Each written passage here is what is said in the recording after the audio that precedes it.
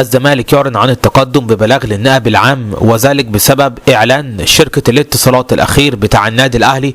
تعرف على ما حدث. أعلن نادي الزمالك عن تقدمه ببلاغ للنائب العام ضد إحدى شركات الاتصالات.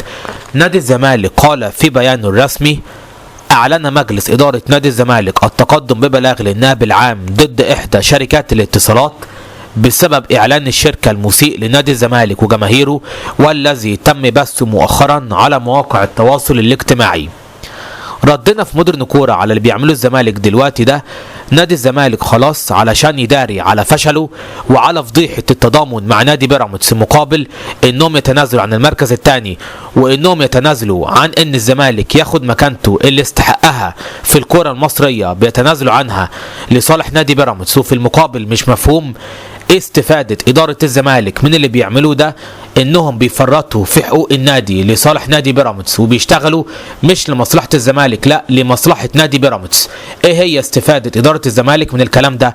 وهل جمهور نادي الزمالك الواعي الفاهم يقبل بالكلام ده؟ إن الإدارة مش بتشتغل لمصلحة الزمالك، لا بتشتغل لمصلحة نادي بيراميدز.